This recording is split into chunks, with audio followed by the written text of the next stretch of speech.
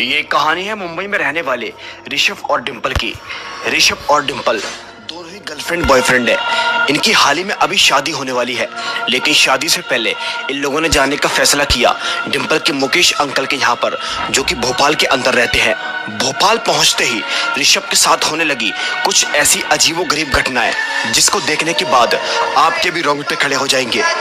वहां पर जाकर ऋषभ को दिखाई देती है एक बहुत ही रहस्यमयी लड़की, जो कि केवल रातों में उससे मिलने के लिए आया करती थी। उस लड़की का ना ही कोई नाम था और ना ही कोई परिवार। आखिर कौन है वो लड़की और ऋषभ से उसका क्या कनेक्शन है? एक और रोंगटे खड़े कर देने वाली कहानी। इस कहानी की शुरुआत में हम ऋषभ और डिंपल को देखते हैं, जो कि अपने मुकेश अंकल के घर पर जा रहे थे।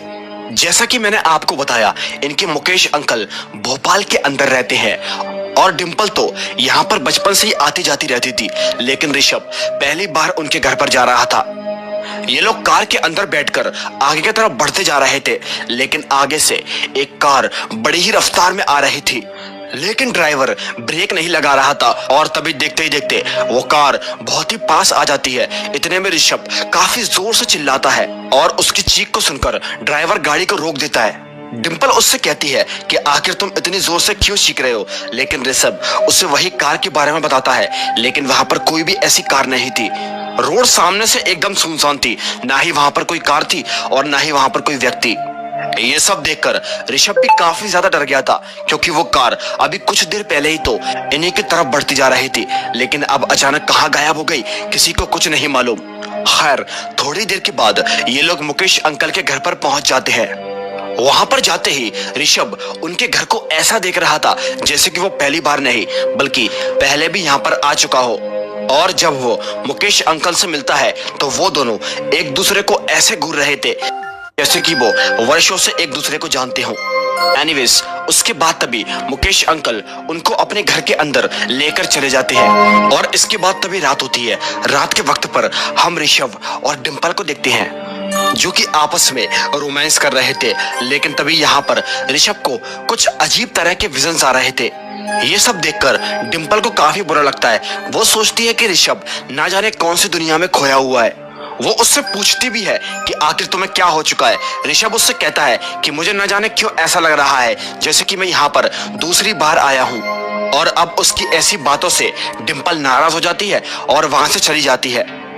गई रात को ऋषभ को एक बहुत ही अजीब तरह के गाने की आवाज सुनाई दे रही थी। वो फौरन ही घर से बाहर निकलता है और बाहर आकर वो उस गाने की आवाज को सुनकर काफी ज्यादा अट्रैक्ट हो रहा था और तभी वो आगे की ओर बढ़ता जाता है।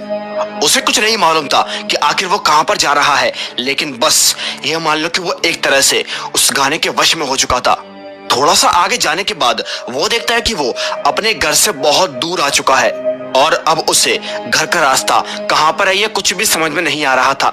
और थोड़ी देर के बाद उसे एक लड़की की घुंघरू की आवाज सुनाई देती है। तभी वहां पर एक लड़की आती है, जो कि अपने हाथों में लाल टेन पकड़ी हुई थी। ऋषभ उस लड़की को देखकर मदहोश हो गया। तभी वो उससे पूछता है कि मैं अपने घर जाने का रास्ता भूल चुका हूँ। और वो लड़की, जो कि काफी अजीब थी, वो उसे इशारा करती है कि वो उसे उसके घर तक लेकर जाएगी। अब यहाँ पर ऋषभ उस लड़की के पीछे पीछे जाने लगता है और थोड़ा सा आगे जाने के बाद फाइनली वो लड़की उसके घर तक उसको लेकर पहुंच जाती है। दोस्तों, वो लड़की जिसका चेहरा इतना खौफनाक और इतना भयानक हो चुका था, जिसे देखने के बाद हर किसी के पैर तलों जमीन खिसक जाएगी। आधा चेहरा उसका पूरी तरीके से जला हुआ था, लेकिन जैसे ही ऋषभ उसके पास आता है तो वो एकदम नॉर्मल हो जाती है। ऋषभ उस लड़की से उसका नाम पूछता है, लेकिन वो लड़की इशारा करती है कि वो बोल नहीं सकती। थोड़ी देर के बाद मुकेश अंकल घर से बाहर निकलते हैं और ऋषभ को वहां से आवाज लगाते हैं और इसी के साथ अब वो लड़की भी वहां से गायब हो चुकी थी। ऋषभ अंदर जाता है। मुकेश अंकल उससे पूछते हैं कि आखिर तुम इतनी रात को बाहर क्यों घूम रहे हो। और तभी ऋषभ उन्हें एक लड़की के बारे में बताता है। मुकेश अंकल उससे कहते हैं कि आज के बाद कभी भी तुम घर से बाहर मत निकलना, वरना कुछ गलत हो जाएगा। इसके बाद तभी सुबह होती है। सुबह के वक्त पर ऋषभ डिंपल से सॉरी बोल देता है और वो दोनों फिर से इंटीमेट होते हैं, लेकिन इसी के साथ साथ ऋषभ को वो भयानक से विजन्स फिर से आते हैं और उसे वही लड़की दिखाई देती है। इसी के साथ साथ वो डिंपल को खुद से दूर कर देता है और अब ऐसा लग रहा था जैसे कि उसको किसी ने अपने वश में कर लिया हो। वो भोपाली भाषा में डिंपल से अजीबोगरीब तरीके से पेश आता है और अब वो गुस्सा होकर वहां से चली जाती है। उसे कुछ भी समझ में नहीं आ रहा था कि आखिर ऋषभ को यहाँ पर आते ही क्या हो गया है। उसके बाद तभी रात होती है। रात के वक्त पर ऋषभ फिर से बाहर आ जाता है उसी गाने की आवाज को सुनकर, और बाहर आकर उसे वही लड़की दिखाई देती है। वो लड़की उससे इशारा करती है अपने पीछे आने के लिए, और तभी वो लड़की उसे अपने पीछे पीछे अपने घर पर लेकर चली जाती है। उसका घर देखने में काफी खूबसूरत था, लेकिन हैरानी की बात तो ये है उस इतने बड़े घर के अंदर उस लड़की के अलावा और कोई नहीं रहता था। वहां जाकर वो लड़की ऋषभ के करीब आने की कोशिश करती है, लेकिन ऋषभ ऐसा नहीं करना चाहता था। वो वहां से जाने की कोशिश करता है, लेकिन तभी वहां की लाइट चली जाती है और दरवाजा अपने आप ही बंद हो जाता है। अब वो लड़की उसके पास आती है और दोनों इंटीमेट होना शुरू हो जाते हैं। लेकिन थोड़ी देर के बाद ऋषभ को ना जाने क्या होता है, वो वहां से फौरन ही हट जाता है और उस लड़की से बिना कुछ कहे उसके घर से बाहर कर अपने मुकेश अंकल के घर पर चला जाता है। उसके जाते ही हम देखते हैं उस लड़की का एक बहुत ही भयानक रूप, जो कि एक चुड़ैल की तरह दिखाई दे रही थी। अब जब सुबह होती है तो सुबह के वक्त पर मुकेश अंकल ऋषभ को काफी डांटते हैं और उससे कह देते हैं कि बस बहुत हो चुका है, तुम दोनों आज ही अपने घर वापस चले जाओ। रात के वक्त पर वो दोनों अपना सामान पैक करके कार के अंदर बैठकर अपने घर के लिए निकल जाते हैं। लेकिन वो दोनों बस केवल थोड़ा सा ही दूर चले होंगे कि तभी इतने में ऋषभ को जाते वक्त उस लड़की का वही खौफनाक चेहरा दिखाई देता है। उसे देखकर वो काफी डर जाता है। ड्राइवर फौरन ही अपनी गाड़ी को रोक लेता है, लेकिन थोड़ी देर के बाद वो जैसी गाड़ी को चालू करके आगे की तरफ बढ़ाता है तो गाड़ी चालू ही नहीं हो रही थी। उनकी गाड़ी रास्ते में खराब हो जाती है और गाड़ी के खराब होने के बावजूद वो दोनों मुकेश अंकल के घर पर वापस लौट जाते हैं। इसे देखकर हमको ये लग रहा है कि कहीं न कहीं वो चुड़ैल नहीं चाहती कि ऋषभ अपने घर पर वापस जाए। अब अगली रात को ऋषभ फिर से उसी लड़की के घर पर जाता है और वहां जाने के बाद वो दोनों फिर से इंटीमेट होते हैं। इसके बाद यहाँ से सीन कट होता है और अब हम देखते हैं सुबह का सीन। सुबह के वक्त पर डिंपल और मुकेश अंकल ऋषभ को काफी डांट रहे थे। वो उससे कह रहे थे कि आखिर तुम रात को कहाँ गायब हो जाते हो। ऋषभ बताता है कि यहाँ पर एक लड़की रहती है, मैं उसी के पास जाता हूँ। लड़की की बात सुनकर डिंपल काफी गुस्सा हो जाती है और उसके गाल पर एक जोर से थप्पड़ देती है। मुकेश अंकल उससे कहते हैं वो एक चुड़ैल है जो कि लोगों को अपने जाल में फंसाकर मार देती है, और मुझे मालूम था तुम उसी के जाल के अंदर फंस जाओगे। मुकेश अंकल उससे कहते हैं क्या तुम्हें उस लड़की का घर मालूम है? ऋषभ कहता है हाँ, और तभी वो ऋषभ से कहते हैं कि तुम मुझे उस लड़की के घर पर लेकर चलो, आज सारी सच्चाई सामने आ जाएगी। और जब ऋषभ उन्हें उस लड़की के घर पर लेकर जाता है तो काफी ज्यादा शौक हो जाता है, क्योंकि उसका घर एकदम खंडर हो रहा था।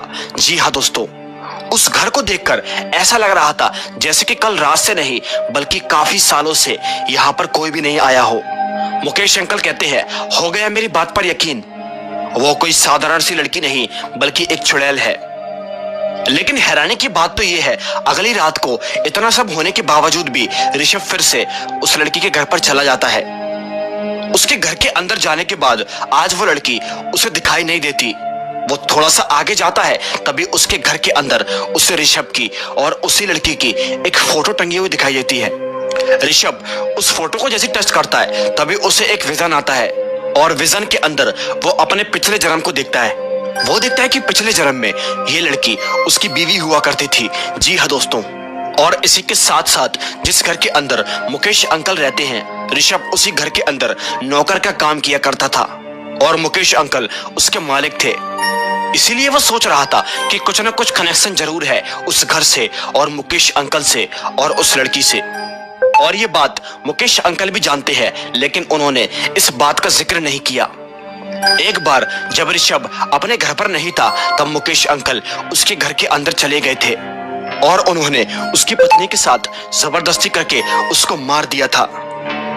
ये सब विजन देखकर ऋषभ काफी डर जाता है और उसे मुकेश अंकल पर काफी गुस्सा आ रही थी। थोड़ी देर के बाद रियल वे में मुकेश अंकल उसके पास पहुंचते हैं। तभी ऋषभ मुकेश अंकल पर गुस्सा करता है और उनसे कहता है, बता तूने कैसे मारा था उसको। और मुकेश अंकल सारा सच उगल देते हैं। वो कहते हैं, हाँ मैंने ही मारा था उस लड़की को, और उस लड़की को ही नहीं, मैंने तो तुझे भी कार एक्सीडेंट में मरवा दिया था। और मैंने सब लोगों से जो कहा था उन लोगों ने वही माना। लेकिन अब गड़े मुर्दे बाहर आ चुके हैं तो इनको हमेशा के लिए दफन कर देता हूँ। मुकेश अंकल ऋषभ को मारने की कोशिश कर रहे थे। वो अपने साथ एक गन भी लेकर आए थे, लेकिन इससे पहले कि मुकेश अंकल उसको मार पाते तभी वहां पर एक दीवार थी जो कि अचानक ही टूटना शुरू हो जाती है। और थोड़ी देर के बाद वहां पर वही चुड़ैल यानी कि वो आत्मा आती है, और वो आत्मा मुकेश अंकल को नुकसान पहुंचाने की कोशिश करती है। और इसी के साथ साथ वो दीवार भी टूट जाती है। उस दीवार के पीछे उस लड़की का यानी कि ऋषभ की पहली पत्नी का कंकाल था, जिसे कि मुकेश अंकल ने यहाँ पर छुपा कर रखा था। वो मुकेश अंकल को जान से मार देती है, और उसे मारने के बाद वो ऋषभ को प्यार भरी निगाहों से देखती है, और उन दोनों के आंखों से आंसू आने लगते हैं। ऋषभ उसके पास जाने की कोशिश करता है, लेकिन वो लड़की वहां से गायब हो जाती है। और अब डिंपल उसे हिम्मत देने की कोशिश करती है। इस घटना के बाद वो हमेशा के लिए भोपाल से मुंबई वापस चले गए हैं। अभी तक जो भी हुआ इस सब के लिए ऋषभ ने डिंपल को सॉरी बोल दिया, और अब धूमधाम से उनकी शादी हो गई। और शादी के बाद अब वो अपनी लाइफ को बहुत ही हंसी खुशी बिताते हैं। दोस्तों, उस लड़की की आत्मा को इस जन्म के अंदर भी मुक्ति नहीं मिली थी, इसीलिए वो उसी जगह पर भटक रही थी। वो जानती थी कि ऋषभ एक दिन यहाँ पर जरूर आएगा, और जब भी ऋषभ यहाँ पर आएगा तो उसकी आत्मा को मुक्ति मिल जाएगी, जो कि सब हो चुका है।